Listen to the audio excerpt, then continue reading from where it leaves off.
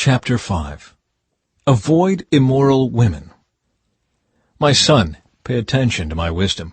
Listen carefully to my wise counsel. Then you will show discernment, and your lips will express what you've learned.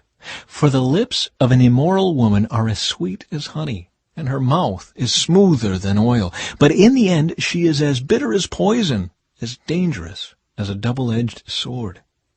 Her feet go down to death. Her steps lead straight to the grave. For she cares nothing about the path to life. She staggers down a crooked trail and doesn't realize it. So now, my sons, listen to me. Never stray from what I am about to say. Stay away from her. Don't go near the door of her house. If you do, you will lose your honor and will lose to merciless people all you have achieved. Strangers will consume your wealth, and someone else will enjoy the fruit of your labor. In the end, you will groan in anguish when disease consumes your body. You will say, "How I hated discipline! If only I had not ignored all the warnings. Oh, why didn't I listen to my teachers? Why didn't I pay attention to my instructors? I have come to the brink of utter ruin, and now I must face public disgrace." Drink water from your own well. Share your love only with your wife.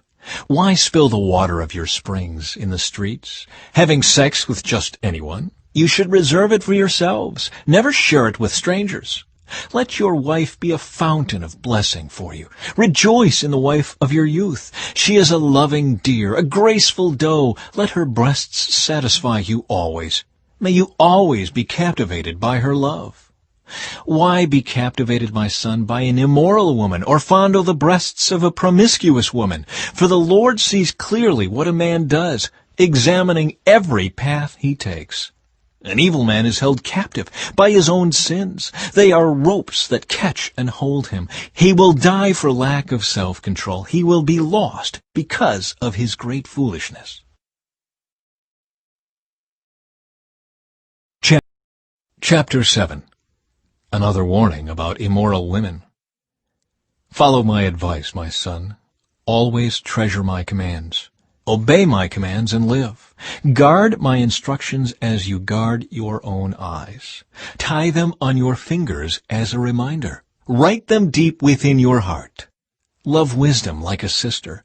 Make insight a beloved member of your family. Let them protect you from an affair with an immoral woman, from listening to the flattery of a promiscuous woman. While I was at the window of my house looking through the curtain, I saw some naive young men, and one in particular who lacked common sense. He was crossing the street near the house of an immoral woman, strolling down the path by her house. It was at twilight in the evening, as deep darkness fell. The woman approached him, seductively dressed and sly of heart. She was the brash, rebellious type, never content to stay at home. She is often in the streets and markets, soliciting at every corner. She threw her arms around him and kissed him, and with a brazen look she said, "I've just made my peace offerings and fulfilled my vows. You're the one I was looking for. I came out to find you, and here you are. My bed is spread with beautiful blankets, with colored sheets of Egyptian linen. I've perfumed my bed with myrrh, aloes, and cinnamon. Come, let's drink our fill of love until morning. Let's enjoy each other's caresses, for my husband is not home. He's away on a long trip. He has taken a wallet full of money with him and won't return until later this month." So she seduced him with her pretty speech and enticed him with her flattery. He followed her at once like an ox going to the slaughter. He was like a stag caught in a trap, awaiting the arrow that would pierce its heart. He was like a bird flying into a snare, little knowing it would cost him his life. So listen to me, my sons, and pay attention to my words.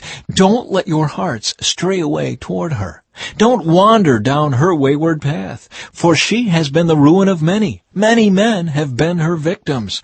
Her house is the road to the grave. Her bedroom is the den of death.